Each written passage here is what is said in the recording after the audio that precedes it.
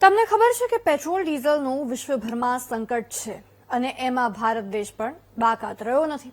તેવામાં સરકાર ઇથેનોલ મિશ્રિત પેટ્રોલના ઉપયોગ પર ભાર મૂકવાનું કહે છે. પણ હવે એવી ચર્ચાઓ વધી છે કે એ ઇથેનોલ આપણા વાહનની તબિયત બગાડી શકે છે. જી હા, તો શું સાચે ઇથેનોલ વાહનો માટે હાનિકારક છે? આ E20 પેટ્રોલ જે આપણે ભરાવીએ છીએ તે આપણા વાહનો માટે કેટલું સુરક્ષિત છે? વીટીવી ન્યૂઝની ટીમે આ મુદ્દે રિયાલિટી ચેક કર્યું છે. જોઈ લો તમે. શું ઇથેનોલ તમારા વાહનની તબિયત બગાડશે? શું ઇથેનોલ મિશ્રિત પેટ્રોલનો આઈડિયા સારો નથી? શું E20 પેટ્રોલના ઉપયોગથી વાહન બગડી જાય છે? સોશિયલ મીડિયામાં એવી ચર્ચાઓ તેજ થઈ ગઈ છે કે E20ના ઉપયોગથી સાયલેન્સર ખરાબ થાય છે, કાટ લાગી જાય છે. ત્યારે વીટીવી ન્યૂઝ દ્વારા આ મુદ્દે રિયાલિટી ચેક કરવામાં આવ્યું. અમે ગેરેજના મિકેનિકને પૂછ્યું કે E20 પેટ્રોલથી વાહનમાં થાય શું છે. અત્યારે જે E20 પેટ્રોલ ચાલે છે એમાં જૂની ગાડીઓમાં તકલીફ થાય છે, નવી ગાડીઓમાં દિક્કત થતી નથી.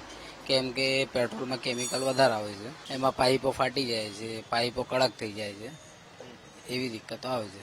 ફાટી જાય એટલે બીજી માર્કેટથી લઈને નાખવી પડે છે, પણ એ વધારે ચાલતી નથી. મહિના 1.5 મહિનામાં ફાટી જાય છે. હવે થોડુંક મિકેનિકલી પણ તમે સમજો કે આ E20 પેટ્રોલ વાહનને કેમ બગાડી શકે છે.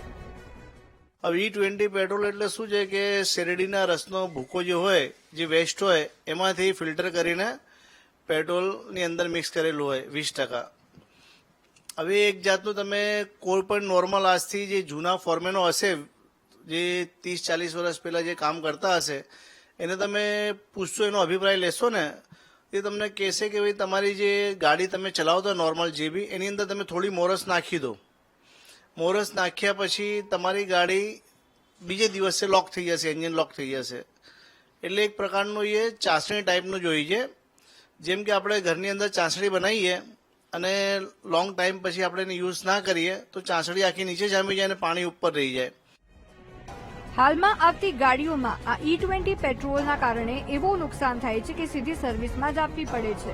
એટલે ખર્ચ ઘટતો નથી, ઉપરથી વધી જાય છે.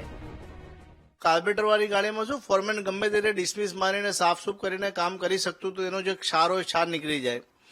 અને અત્યારે જે ફ્યુલ પંપ વાળી જે ગાડીઓ આવે છે, એ ફ્યુલ પંપમાં જે એના મશીનરી જે હોય છે એ કંપનીની અંદર સર્વિસમાં આપવી પડે. એની મોટરો આવે છે, પછી એની અંદર જે વાલ આવે, એ બધી ચીજને ધીરે ધીરે ડેમેજ થતું જાય છે. એક જાતનું ચાસણી તમારી ફ્યુલ પંપ ઉપર જામી જાય અને તમારે પેટ્રોલ વેસ્ટ જ જવાનું છે. તમે 8 દિવસ તમે ગાડીને યુઝ ના કરો ને એટલે જામીને નીચે પેટ્રોલ જ લેવાનું છે. અને જે 20% આ લોકો જે અંદર ભેળસેળ કરેલું છે એ નીચે જામી જાય. સરકાર ઇથેનોલ મિશ્રિત પેટ્રોલને વધુ પ્રાધાન્ય આપવાનું કહે છે. તો હવે આમ ઇથેનોલથી ગાડીઓ વધારે બગડે છે, તો આ મુદ્દે સરકારે શું સોલ્યુશન કાઢ્યું હશે તે મોટો સવાલ છે. કેમેરામેન પ્રવીણ વાઘેલા સાથે પાર્થ જાની, વીટીવી ન્યૂઝ, અમદાવાદ.